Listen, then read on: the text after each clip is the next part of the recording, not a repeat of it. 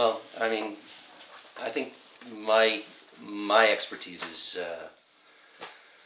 if I have one, my expertise is actually in the making of films, and I think that the reason why is because I've made a lot of them, and I started out pushing a broom, so on a movie set. So there's very few jobs on a film set that I haven't done, and I think proximity to a lot of the different crafts that go into making a movie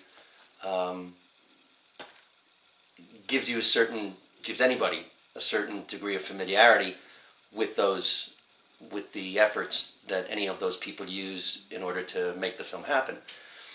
The fact that I understand what they're doing only makes the conversations that I have with them about what they're doing and how what they're doing is in the service of this larger thing of the movie.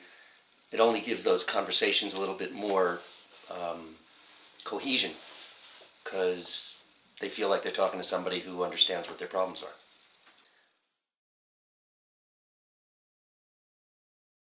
I think that certainly putting together a team is if anything, that's what you do. That's what the job of, or that's what I perceive my job as a producer to be. If anything, it's sort of like I cast the movie behind the camera. In terms of it enhancing my ability to discern what's a good project or not, I'm not so sure. I don't really think that part of stuff affects me more or less than anyone else. Whatever my aesthetics are, I think are formed by, being dropped on my head as a kid or something.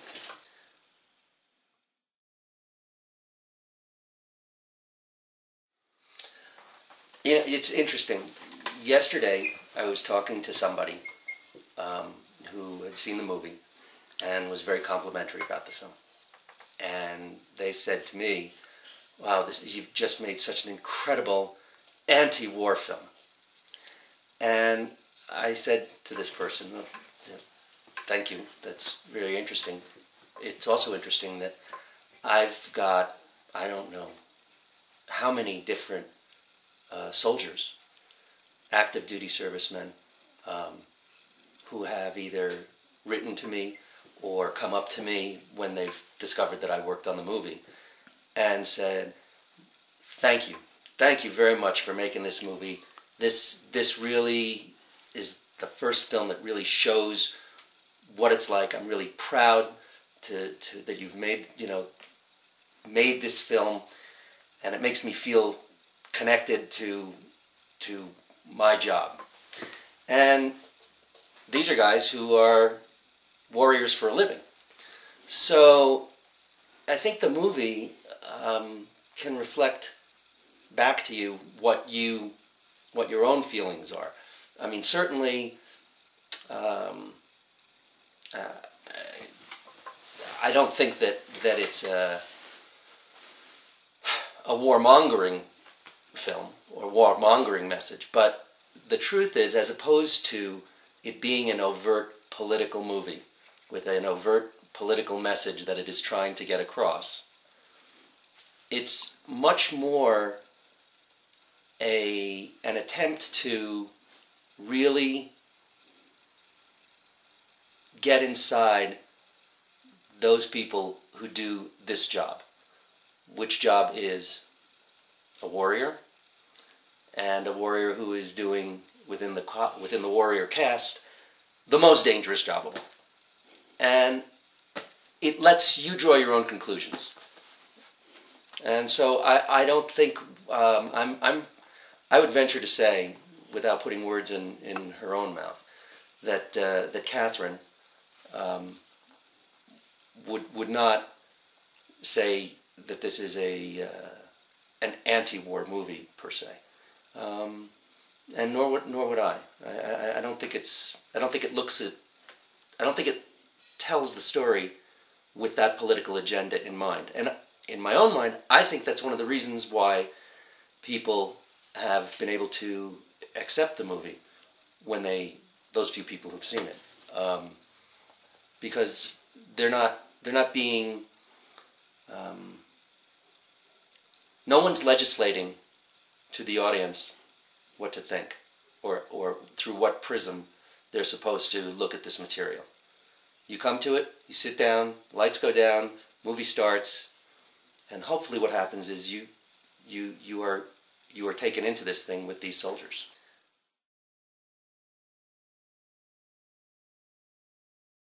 I actually came to the project fairly late in the game. The movie had been in development for a while with Catherine and Mark, who had written it and developed it themselves. And they had found a financier who was one of the producers named Nicholas Chartier. And they had gone over at one point to the Mideast and had they'd run into some problems there. It's an interesting culture, and it's very easy to offend inside that culture. Some toes were stepped on, and the picture was in very, very shaky ground.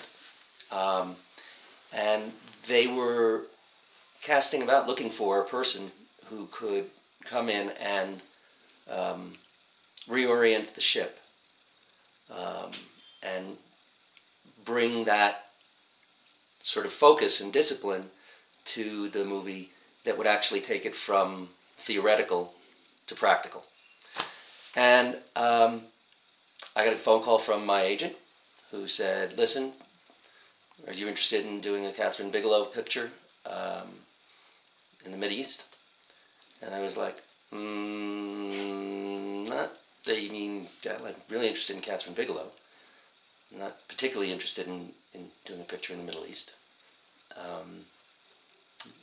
Let me read the script. And when I read the script, that changed everything for me. Because Mark Bowl wrote the hell out of this. And he wrote a script that is very, very much what you see when you see the movie. I would say, I'm not sure, 85-90% of that script is on that screen. And it was so impressive to me, coupled with who Catherine is as a director, it changed my mind, and I said, boy, I would very much like to be a part of this.